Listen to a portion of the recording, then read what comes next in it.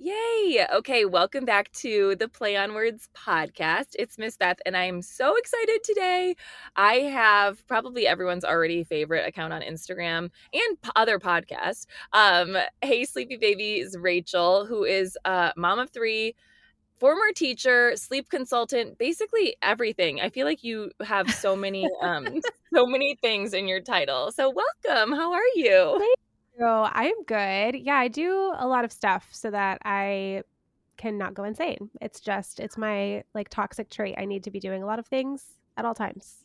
So yeah. Do you know, are you familiar with the Enneagram? Yes. What are you? I'm a 2-wing 3. I was gonna say you sound like a 3. Mhm. Mhm. Yeah, I'm a Mhm. 2 like helper, but then have this like very overachieving side of me as well. Yeah, that's because, like, 3s usually, like, do a lot of things. Yeah. And Yep. I'm a 7, and 7s love 3s, so that That makes sense. That makes yeah. sense. Sevens are great. Okay, right? Um, okay, 7s are a little chaotic, though, so we need the That's 3s okay. to kinda bring us back. It's true. Okay, when we talked I was on your podcast, and we talked last summer about, um what did we talk about? Did we talk about reading? We talked about reading. Yeah, you did a great episode for us for No One Told Us. We talked about mostly like reading and just kind of like how to develop that love of reading and how to not teach reading mostly. Yeah, and what's um crazy well, I was just gonna say what's crazy is that, like, you were a teacher and you're an Orton Gillingham trained reading teacher, which is, like, yes. not that common. So you really have No. done all the things. Yeah, I was actually it's such a waste because I only got to use the Orton Gillingham training for the last like year and a half that I was teaching, but I like begged my administrators to send me to get trained because I had just done all this like research on it and just wanted to bring it to our district so badly.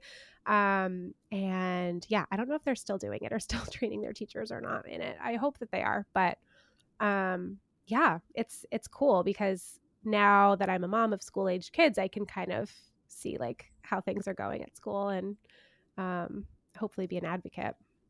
Yes. Okay, so your kids are 5. How old He are just they? turned 6. Yeah, so a Oh 6-year-old in kindergarten, and then I have a 4-year-old who's in preschool, and then the baby is 16 months. oh my gosh. Mhm. And, okay, so I wanna talk about your kindergarten transition because that is, like, such a hot topic. People love because it's just in especially in the US when there's so many options and Mhm. people get really overwhelmed. Do I go public? Do I go private? Do because I wanna hold my child back? Is it like it's such a privilege to hold your child back or to push them ahead early and all these Mhm. decisions, and I know that you were in it. So I know people would love to hear about that, but before we jump there, can you um give like a little bit of background of how you got to where you are right now? Yeah, totally. So, yeah, like you mentioned, I was a teacher. I was a trained teacher right out of college. I double majored in elementary and special education, and then I went back to get a master's in special education. And I taught every single year that I taught at a public school. So I am, I love public school teachers. I think that, while there are so many things wrong with our public school system here, like nobody's in it for the money. Everybody's in it for the passion and for like the love of kids, which I love. Um, and yeah, so I taught in public schools, both in Connecticut, where I'm originally from, and then here in California for about 9 years until I had my second baby. And Yeah. then I had her in 2020. And so I was on maternity leave, COVID hit, and I was like, I am not going back to this. Like, but yeah. And so we were talking before we started recording about like the cost of childcare and stuff. And that was a huge factor for us. We live in San Francisco. Daycare was, I think at the time it was about 2,000 per kid per month. Um, and it was only going to go up from there. And so that was my entire like take home paycheck. I was making like Yeah. $4,000 a month. So literally the entire thing would have gone to sending my toddler and my new baby to daycare. And I just really didn't want to do that, especially with the distance learning thing. Like it just seemed like kind of a nightmare. So I kind of decided to just like shift my entire career into sleep consulting. It kind of all happened at the same time. It was like this perfect storm. I started researching sleep stuff because I was pregnant and really worried about sleep again. And that's how I ended up finding this certification. And originally I thought, okay, this will be a great side hustle to help us pay for Yeah. that daycare. Oh, And yeah. so I was essentially thinking like I was going to be working 2 jobs. I was going to be teaching, and then I would, try to take sleep consulting clients either, like at night or on the weekends or during school breaks, things like that. Because we really needed to supplement our income. So, yeah, it eventually just morphed. And by the time I was kind of getting ready to like maybe resign, I decided to just go all in. And yeah, glad I did. People ask me all the time if I miss teaching, and it's such a complicated answer because I do miss so many aspects of it, but probably won't be going back. So Yeah. I don't think I could. I sometimes will like sub. A lot of my friends have private preschools in Chicago, and so I'll like sub. I won't like real I'm not like on a sub list, but like I'm like, "Oh my gosh, in a pinch, call you'll me," pop and in. I will Yeah, yeah, and I like love that, but I'm like, "Oh my gosh, there's just so much going on," and I love it, but I'm like, "Oh, there's so much I wanna change or to help support teachers with," and it's like, if hmm I'm in the classroom, I can't do that. It takes literally every single second of your life. Oh, exactly, exactly. And I think also like once you've had a taste of what it's like to work for yourself, it's a hard pill to swallow to think about working for somebody else. But It is, because yeah, even I bet you can relate to this because especially after, like, your kids go to bed, but I will be, like, sitting on my computer watching Real Housewives at, like, 11 p.m., but I like and working, and I'm like, "But I love this." Like, I can do it at yeah. any Oh time, yeah. like, "Oh, I Yep. can I can go to breakfast with a friend tomorrow morning because I'll work late at night." Totally. Yeah, it's just a whole different like lifestyle. And I think some people really thrive with like being told what to do and having a very set schedule every day. And I used to think I was that person, but it turns out I'm not. So yeah, it's been really nice, especially having kids. Like it's nice to have a job that's so flexible. Like I'm just so fortunate to be able to work when I want and as much as I want. Yeah, so it's been great. It ended up being a great decision to leave education, but it does also make me sad that I wasn't able to make it work financially. Well, and I would say, like, you kind of are still in education, you're just not in the classroom. You are Right. Yeah. sharing so much every Yeah. day, so you Yeah, still I get know. to. Sometimes people will say like, "Oh, like what's your title? Are you a sleep consultant? Are you?" And lately the title that I've been kind of trying on and liking is sleep educator because that's what I feel like I'm doing. I'm just like educating parents about sleep. And yeah, it's teaching is still really what I'm doing and what I love to do. So it's just yeah, like you said Oh, in I a love that. different form. Mhm. I do find it really hard to have, like, to say what I do to people. So I like Right, that you're right, telling them. It's like, I'm like, "What?" I don't know. Do I say I'm a teacher just, like, keep it short? But then right, I'm, like, leaving out so many parts of, like, my being an entrepreneur and owning a business, and right. I it's know. I know. We need to so like workshop a title for you. We'll have to think yeah. about that. Yeah, thank you. Also, when you said that you were like, "I was only taking home 4,000," which I know the cost of living in San Francisco is so different, but I remember my first year of teaching, my monthly take home was $1,500. Oh my god. Isn't Yes. that, like, crazy? It's so crazy. And yeah, like when I first started working, I was a per diem para for a autism student, and my daily rate was like $50. And yeah, that was I mean not that long ago. I'm not that old. So yeah, it definitely I shouldn't have said only 4,000 cuz some teachers are probably listening to this like fuck her. Sorry, do you swear? Do you swear on this Yeah. podcast? Sorry. But yeah, if you saw like cost of living in San Francisco, you'd understand. Really, I'm not super passionate about sleep itself. If I mean that sounds weird, but like sleep and sleep science, like I learned all of it. It was super interesting to learn. But I wouldn't say that's where my passion is. My passion is more for uh families to just not be so stressed. Yeah. And that goes for like parents as well as children. Because I was a very stressed out new mom, and most of my postpartum anxiety stemmed out of sleep and just feeling like I was Mm. constantly messing up sleep. It just was like a trigger for me. And I know a lot of other parents feel the same way, especially with their first baby and you don't have anything to compare it to. And there's just all you're doing is comparing your baby to babies online. And it can be really toxic. So yeah, I'm passionate about helping families just find more ease, I think, in that early stage of parenthood in particular. And I'm passionate about babies' well-being and mental health as well. So like I try to just send a message and spread a message that is maybe not the dominant one in our culture right now, but that is like babies really do need nurturing and connection and responsiveness, just like kids do, right? Like we don't expect kids to learn in very stressful environments. And babies are the same way. So, but we were talking about this actually in DMs the other day, how like people really do like content that is very like direct and simple and watered down. Mhm. So a lot of times like you'll see these really huge accounts that are giving just very basic advice. And people like that because that's easy, I guess. But Yeah. yeah, But yeah. we like to give, like, lots of explanation and lots I of know. options. Lots of nuance. I know. But yeah, it can be boring when you're talking about like sleep science and like Yeah. attachment science and stuff like that. Like parents are too tired for that. They just want to be told what to do sometimes, which I get. Yeah, that's true. Okay, the question I did get is, like, people are like, "I don't know how to get my toddler to bed without threatening them." Like, that is, like, a lot of Relatable. people have been saying, right? This one mom wrote, I don't wanna sit outside the door," and I said something like, "Have you, like," she was like, "She just wants to, like, lay with me." I was like, "Would you lay with her?" And she's like, "Well, I don't wanna get her in the habit of laying with me to be able to fall asleep." So, Yeah. which I know what you're gonna say about that, but, what do you have any thoughts on that first, and then, like, Yeah. tips on toddler bedtime structure and routine?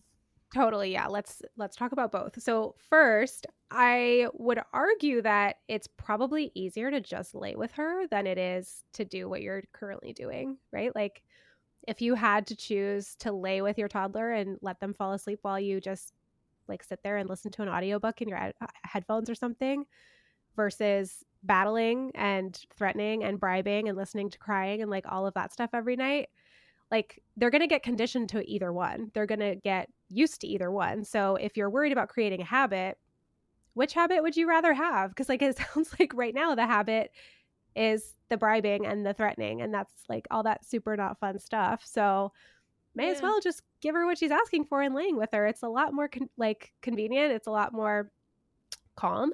Um, I I think have that also that you said that on Instagram once, like, listen to an audiobook, and I oh think yeah, that game that is, like, changer. so, like, probably you're like, "I do this, so, like, everyone must think of this," but that is, like, truly a game changer to be Oh like, I'm yeah, not just, like, frustrated, just be like, "Oh, this is my book time. Well, I'll this lay is my here, me like, put an time. Yeah, AirPod in." save your favorite podcast. And it's not super obvious. I didn't think of it with my first baby.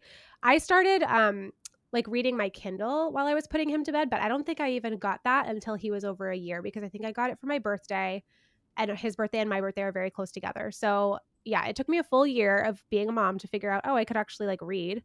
And then with my second, I started listening to Jessica Simpson's autobiography, which was 10 out of 10, by the way. Nice. And it made me actually look forward to when she would wake up. Like I'd get excited when she would wake up at 2 a.m. for a feeding because it would mean I would get to listen to more of my book. It was like sick, but it worked. I mean, it's better than being miserable. You have to do something, right? So, and it's better than Yes. scrolling. It's better than scrolling on TikTok or Instagram where you don't know when like your nervous system is going to get super activated by something you see or something that's upsetting or like the blue light, all of that stuff. So, yeah, that's like a tangent, but definitely a game changer. But yeah, I mean, I don't know. We still lay with our kids. They're 4 and 6 and like they don't need it every night because we are so willing to give it to them. Like it's not something they have to fight us for. It's just an understood given. It's just part of the routine. Like, yeah, daddy's going to lay with you guys and I'm going to go put the baby to bed.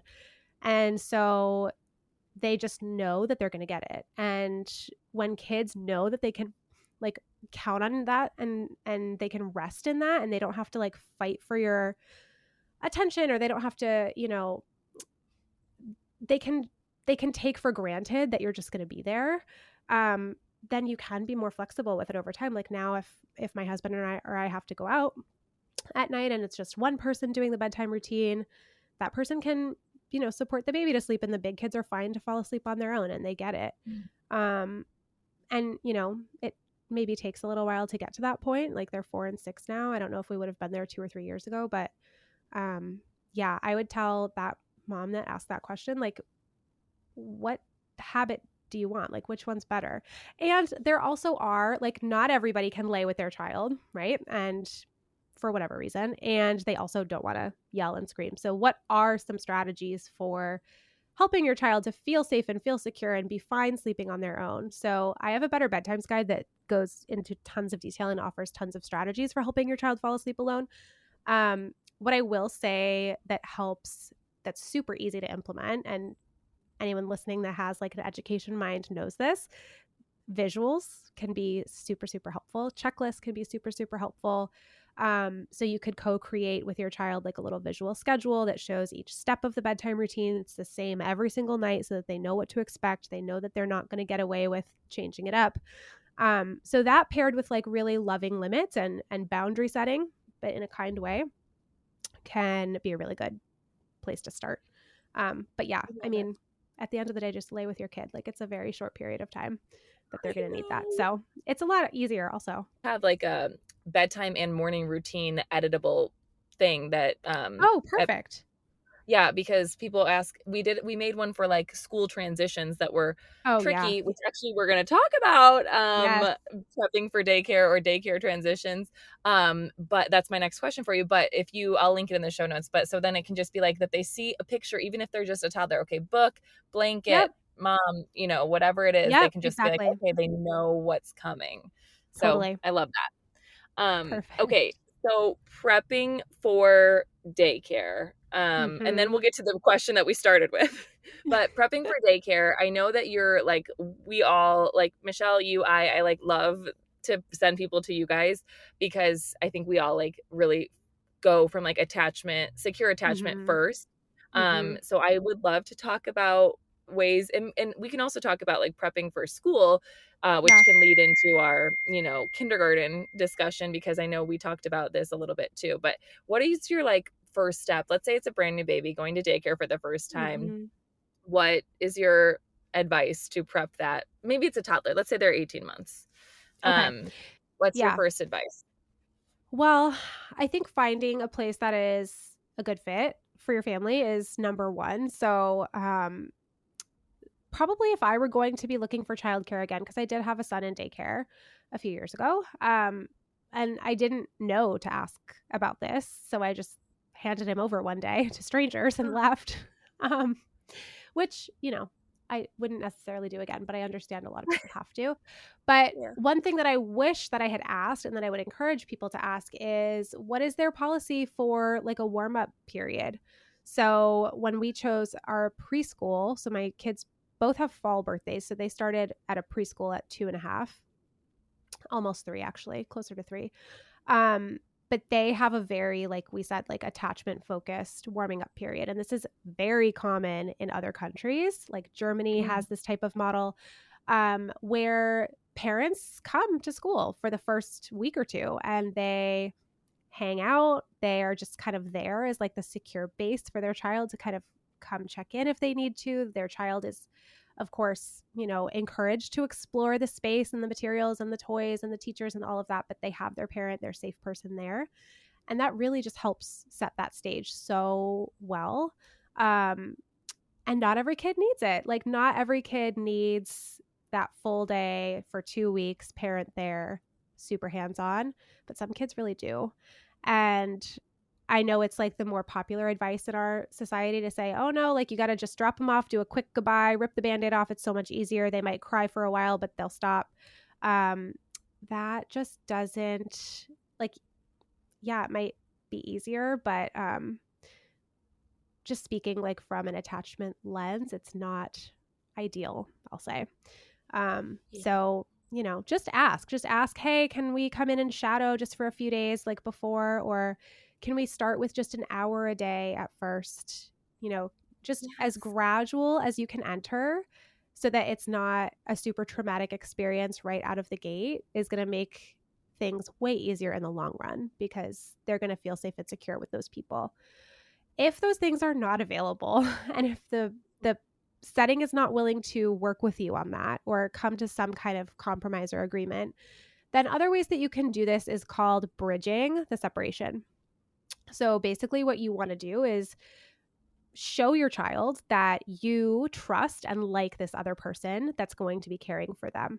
So let them see you talking with this person, smiling or laughing with this person, even maybe touching them on the shoulder or something like that. Something just very, subtle that won't make things weird or awkward. You don't need to hug them if you don't want to, but just those subtle body language cues that just show you're confident in this person, you like this person, they're a safe person to kind of enter our world.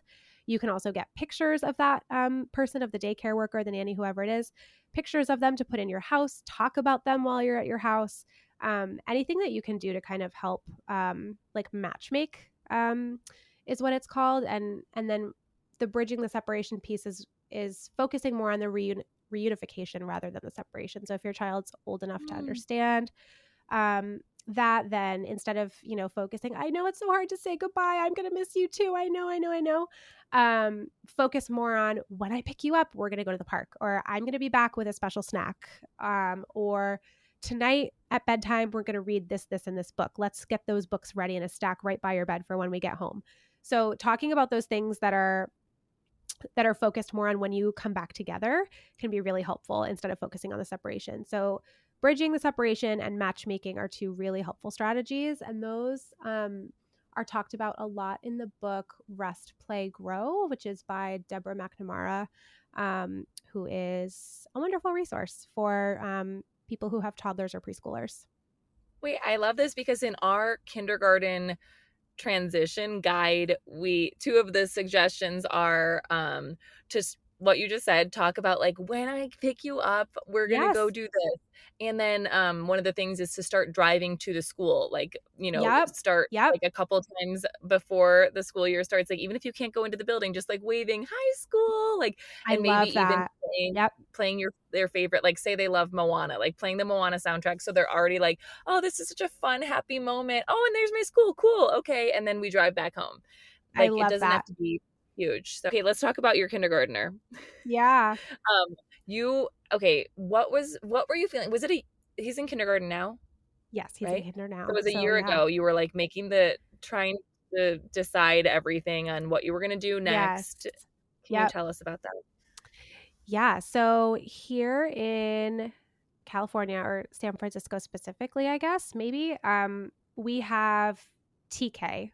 So if you have a birthday at a certain point in the year, you automatically go into a TK year instead of kindergarten. And all three of my kids are fall and winter babies. So they all are going to do TK, which is Lucky. super fun for me to pay for 3 years instead of just 2. But it's actually great. So he is like he's a very sensitive guy. He's like super, super bright. I was not worried about him entering kindergarten at all based on like academics. And really what I was worried about was like the social emotional piece. Because he's very sensitive, and he was never like that rough and tumble type of boy where he was like playing swords and like pushing and jumping all Mhm. over each other like with the other groups of boys. He always just wanted to like play with the girls and like pretend and do art and stuff like that. So I just was nervous about him being in like a big public school setting because our preschool is so small and tight knit and play based and just so wonderful. So I was definitely nervous. But Mhm. his TK year, which is actually at his preschool, so it was like the same people. Love Um, that. yeah, it was so, so amazing. So his TK year, he really kind of came out of his shell a little bit and started to just like take more risks. And I don't know, he just like matured. He just needed that extra time. And so by the time he did enter kindergarten, he really did seem ready. Like we had that summer done his first camp where he was just like dropped off at a camp and we left. Did He you had like a cry? little no, but I was like, I had my stomach hurt the whole day. I was so nervous because like I would be nervous doing that. I just couldn't wrap my brain around the fact that he was okay doing that. But he loved it, and so that really kind of grew his confidence. And then he went camping. He went on a camping trip right before the school year started, and that was something again, that was like new and really stretched him and gave him tons of confidence. So yeah, he seemed ready. I picked him up from the first day of school. He said it was the best day of his life. Oh, Picked him up the second day. He said it was the best day of his life again. Like he just absolutely loved it. So it could not have gone better. We did have a little bit of a setback right after the Christmas break where there was like some friend drama that was starting to kind of brew.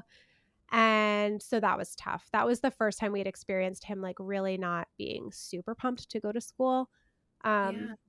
But it seemed to kind of resolved and now it's much better again. And like he never fights us about going to school. He's always happy when we pick him up. So yeah, it's been so great. But we still do have those moments of like, he'll say something to us about something some kids said at school or like a rule at school, or we'll get homework, not homework, but we'll get like worksheets in his backpack that are just like sight word worksheets. And I'm just like, oh.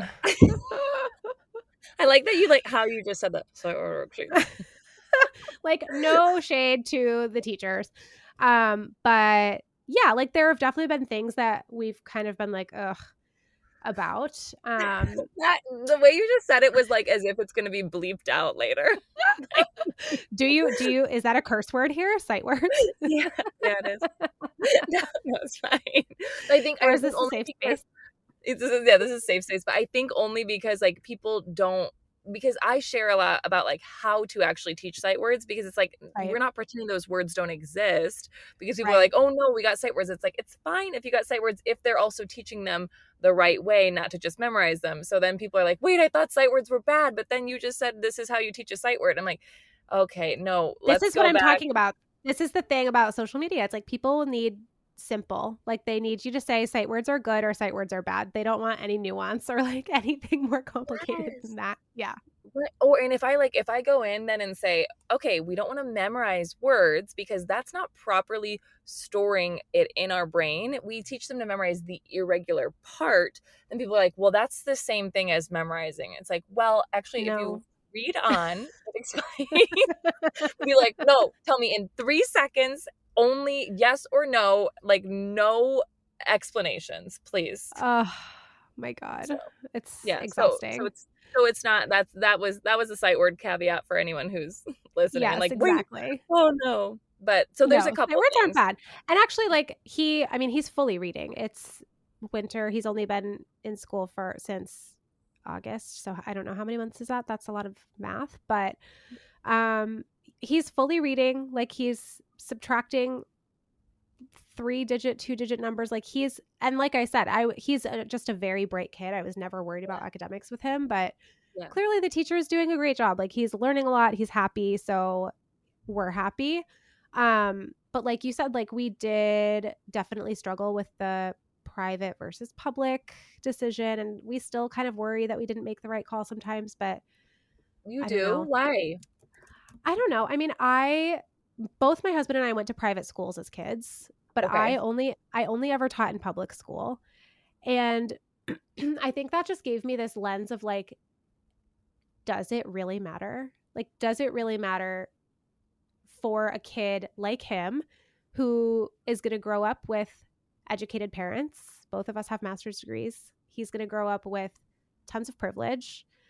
He's a white kid. Like there are so many things that already set him ahead of his peers that we were kind of like, private school is not going to make a difference for him. Like Yeah. unless it's going to expose him to people that are going to like someday, create a business with him or like something like that. But that could also happen from public school. And the great thing about his public school right now that we absolutely love is that it's so diverse. Like there's so many different cultures in his class and races in his class that it really is like so wonderful. And so yeah, so in that way, like we definitely feel like it's the right spot to be for right now, at least. I love that But you just said for right now. That is I anytime I do like any like school consulting with parents, it's like, okay, yes, we obviously don't want to be moving kids all the time, but nothing like we're not trees, you know? You yeah, could like you could get a job in another state and you've spent like after 2 years trying to decide, okay, well, I want them to go here for high school, so we have to put them in preschool here. Like anything Right. could happen. You could have like a family issue where you need to move closer to family. There's so many variables. Yeah. So I know it's like a little nuance to be like, can you just think about the next 2 years and like Yeah, what's working right now? totally. And I think like for us, we definitely found ourselves getting into that trap of like, okay, but will this school be the right school for our third daughter, Lenny? And like, she's not going to be going to kindergarten for 5 more years. And it's like, well, maybe, maybe not, but like, who knows where we're going to be in 5 years? And like you said, you don't want to move your kid every year or every 2 years if you can help it. But I think Right. there also is this like stigma or fear about, oh my God, like my kid has to go to kindergarten with the same kids he's going to be with through 12th grade, or else they're never going to have any friends, or they're going to be like the new kid, or they're going to be teased, or they're going to be traumatized. And that just is not the Yeah. case. Well, and you know what? I was just talking to a mom, which this made me feel so old. I saw this mom at the gym and I was like, how are your kids? Like, are they in college? And she was like, yeah, the oldest is about to go to college. And I was like, what? No. I was joking. Like, I was like, they were kids at the school that I worked at. And I was like, I am so young. I'm No. I'm I so know. young. How could No. they be going to college? I was in college last year. Exactly. Um, I just graduated. My I'm mom, basically my mom saw this woman. She was out to dinner and she saw this woman that I used to babysit for when I was like literally 12. I started babysitting for this woman and she had 4 kids. And my mom was telling me about how they all are. And I was kind of expecting her to give me updates about them being like in high school, maybe college. She's like, oh yeah, so no, so and so's like engaged. And I was like, wait, what? Like, yeah. no, that Some of can't the be kids I true. babysat have kids. That I can't don't be true. understand. That can't be true. Wait, have you No. seen that trend on TikTok where it makes me laugh so much reading the comments where people are like, "How old do I look?" Oh God, it's such a horrible question to ask. Don't ask that question. But there is this one woman and she's like, somebody told me I look like I'm 36 and I'm 28 and somebody wrote in the comments, "I'm going to hold your hand when I say this. Respectfully, 53." No. And like somebody was like, "I'm 55. I thought we were the same age." I was Oh like, my "Okay." God, no. You have to send it to me if you find it. That is so savage. People on TikTok are unhinged. Yeah, but it's How like dare kind you of say that? I know. I can't stop, but I can't stop reading the comment. I literally was crying laughing at the comments the Oh other my day God. of That poor the "I'm gonna thing. hold your hand when I say this, baby." Get ready. But all that to say is that the woman that I ran into the gym, I was like, "Are you still at the school that like Hmm. I had known her from?" She said, "No, her youngest had to switch in middle school because it was a small, really small private school." And just there was she wanted small class sizes, but it was too small. And so then there's like, Yeah. girl drama happening. And she's like, it's just not a fit for her. But the mom said it. I thought it was so empowering. I said to her, I was like, I just admire so much that you just advocate for your own kids, because I think they're also then people are like, well, our friends are going to this preschool, or Yeah. it becomes like this thing like, what if they think that we go to this preschool and it's not a good fit for us, and then we go to a different school for kindergarten and like everyone's gonna be mad at us. I'm like, whoa, Right. whoa, whoa, whoa, you have to do what's best for your kids. So Right. all that to say is she like that mom went there for so long, but then her she'd transitioned in middle school to a Yeah. brand new school because it just wasn't fitting after 12 years. So it Right. really Well, is and so I love that like even when you're in one family, like kids are different. Siblings are going to be different. And what one kid needs, their brother or sister might need something totally different. So, yeah, I love that. That's great on her. And then I have a really serious question. Okay. Okay. You didn't get nervous by that? No, I love it. Oh, wow. Um, okay. Did you feel, I know a lot of people that go to like a play-based preschool feel like, oh shoot, did I not prepare my child for kindergarten in the right way? Did you feel stressed about that, or what on the other side light can you shed for those people? Yeah, I didn't. But I think that's because I have the privilege of understanding child brain development, which most parents don't do. So they do really worry that like not doing circle time and letters and numbers in a 3-year-old class, what you have to understand is that like kids that are that little have to play, and that's how they learn. Not only is it how they learn, but it's how they learn how to emotionally regulate themselves, which they will need in kindergarten to be able to sit and to be able to follow directions and all of that stuff. So play serves so many purposes and has so many different roles that are so important. So in my opinion, in preschool, there is absolutely nothing more important than play. Actually, I would see it as a major red flag if there were a lot of academics happening in a preschool. Wait, this is so good. I want to ask you about this. Yeah, Okay, finish your yeah. thought, and then I'll come back to this. No, that was pretty much my thought. Oh, that was not okay, because I was talking about this with someone the other day, and they were like, I was like, it's so different for every parent and for every family about like what school and what, because they're like, just tell me the things that you would want in a school. And I'm Yeah. like, no, I would probably be a nightmare. No, not really, because I'm like play-based, Yep. responsive parenting, responsive teaching about Yep. behavior, Mm-hmm. alignment throughout the whole school, like that it's not like this preschool teacher is teaching this way and she's trained in this way and the Right. kindergarten teacher does Totally. a different type of consequences, and Mm-hmm. science of reading instruction for every single teacher. Like those are like Mm-hmm. my big ones. I guess that's not that crazy. That's not um crazy. That should be standard, honestly. Like that's not wild. Yeah. right? So what would your red flags be? I was like, not red flags, but a no from me is if it's a preschool is like, well, they go to every special. They go to music, they go to Spanish, they go to this. And I think a lot of people are like, that's the best. We want that. But to me, I'm like, no. What are your thoughts? I agree. I mean, I think, if they're taking the preschoolers to the library once a week or something like that, or like they have a music teacher come in my kids' Come preschool in, love. and they love it. Yeah, come into the classroom.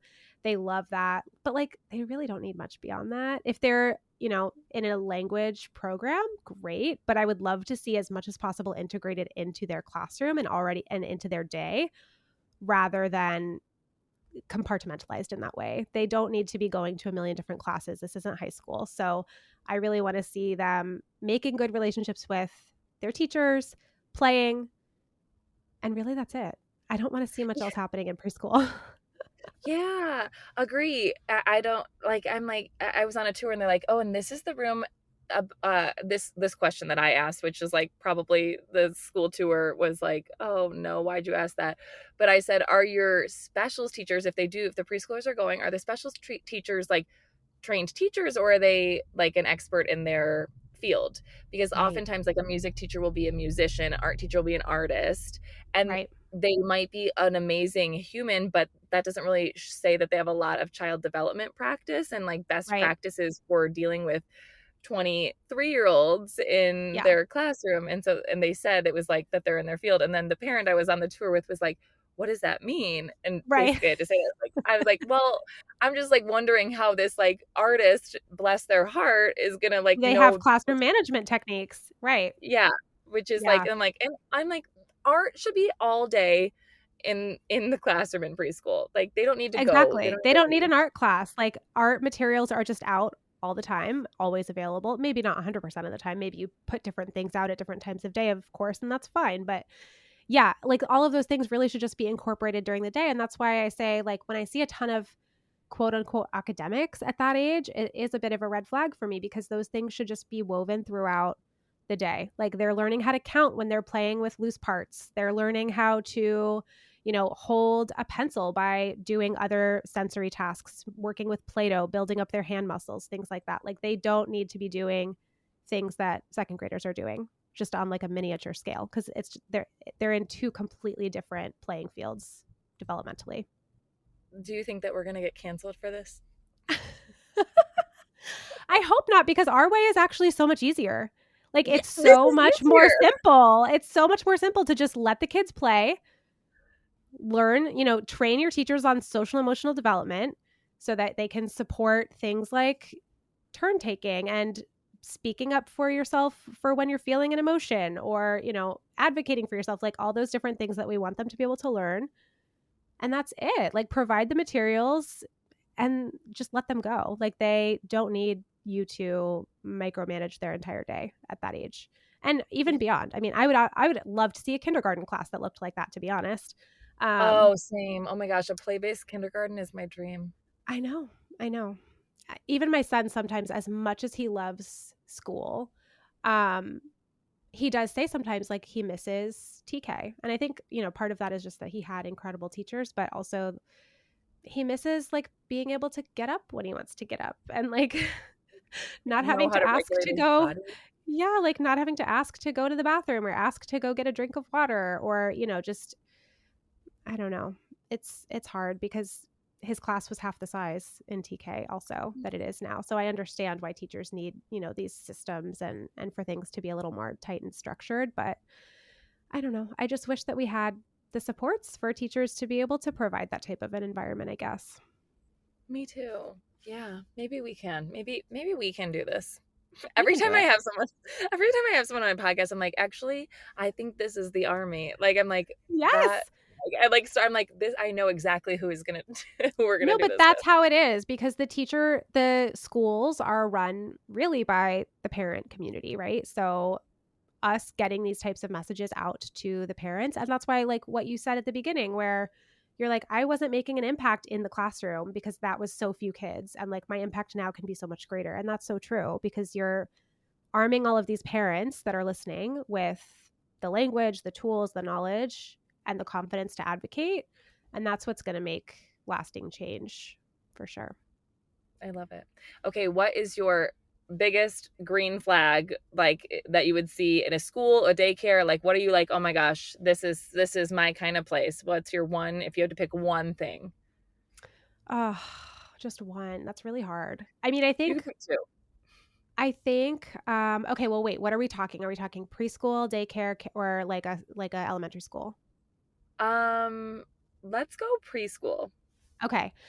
Preschool, well, it's kind of like what I said. I would want to see evidence of lots of play. And yeah, so my biggest green flag I think would be to walk in and to see kids engaged in all different activities at the same time. So maybe there are some over at a table that are doing stuff with Play-Doh. Maybe there are a few cuddled up with a teacher reading a book. Maybe there are some in the dress up station. I just would want to see like a variety of things happening instead of whole class instruction for very long. Okay, wait, now I want to know what it would be for elementary school. Okay. Elementary school, I mean, I wish that I could say play. I wish I could say like, oh, I would love to walk into a kindergarten and see it look just like, you know, a play-based type of setting. But I'm trying to think like because we did this whole tour thing. Because so San Francisco is very unique because you don't just go to your neighborhood school. Oh, So okay. it's a lottery system, which is changing. But for the last several years, it's been a lottery system. So you have to go tour all of the public schools that you might be interested in. It could be on the other side of the city. It could What? be next door. You get to choose basically, and you submit your top choices. Some people have literally like a ranking of 16 or 20 choices. And then the city just kind of does, I don't even know how they do it, to be honest, because it must be such chaos. Yeah, But who's they do, doing this? yeah, exactly. Somebody that like hates their life, I'm sure. They have to like do their best to give you your top choice, right? So anyway, so that forced us to have to tour all of these schools. So we were looking at, I think we probably went on like 10-ish kindergarten tours before we chose. And so I would say the things that I looked for, what would be the biggest green flag that I looked for? I think I would say I looked for what was on the walls the most. So, what was Hmm. the teacher displaying on the walls and like hanging up? So, to me, that just shows a lot about what that teacher and what that school values. So, are they sharing artwork? Are they sharing, is the artwork all exactly the same? I remember going to this one school and seeing just a whole collage of the kids' projects. I think it was a kinder or a first grade classroom, probably, but they all looked exactly the same and they all looked perfect. And I was like, there's no way these kids made those. Like, there's no way.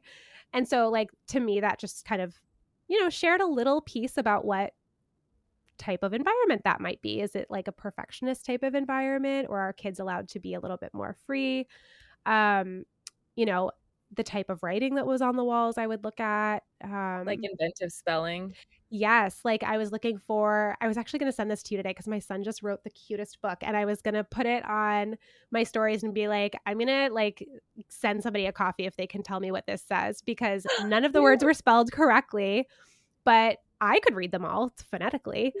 Yes. And it was so cute. So yeah, so I would just look at stuff on the walls, and that will kind of give you a good indication of what the values of that setting are. Oh, I love it. Yeah. Okay, and I could talk to you all day, but this is my last pressing I know. question. And I hope that I don't get canceled for asking this or for bringing this up, but you didn't like Fourth Wing? Oh my God. Okay. This is such an unpopular opinion of mine, because Same. I'm on TikTok and I'm on like Book Talk, and everyone has been talking about the Fourth Wing series and the ACOTAR. I could not hate anything more. I cannot get into it. The dragons, the fairies, the weird names, the castles, like I just can't. And I loved like Harry Potter and stuff as a kid, so I thought maybe I could get into it, but I cannot.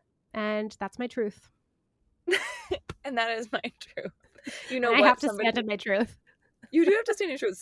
When I said that on Instagram the other day, a lot of other people like privately admitted to this. Like nobody wants to go down Really? with this.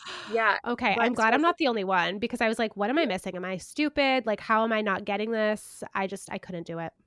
That is what I've been working on for 6 months, and I'm like, Yeah. I just can't do this. Well, and it was But preventing me from reading any other books, because I was like, I can't start a new book until I finish this one, and I hate that. So yes, finally I had to just abandon it, and it's just not going to ever get finished, and that's okay. it's not. And you know what? Somebody did message me and say this. They said, a wise woman once said, you don't have to finish the book. And it was actually me that said that to a woman on Instagram. But I always say, like, when we're talking about like reading to your toddler, like you don't have to finish the book. Like go slow, Right. like let them flip Yeah. the pages. Or if your big kid doesn't like the book, they don't have to finish Stop. it. Yeah. Like let I love them. that. So I'm like, okay, why am I trying to finish this book? I don't like this book. No, freedom to not finish. I love that. So sorry to the author, but I know. I'm glad I'm not alone. It's not for us. It's for other people. And I'm sure the author is doing fine. Like millionaire by now, I'm sure. You know what? That is so true. I don't know why She's I was fine. worried about them. She's fine. He's fine. I love it. Oh my gosh. Well, thank you so much for your time and for being here. You are Of such course. a fountain of knowledge and youth. Oh, as are you. As are you. I'm basically Gen Z.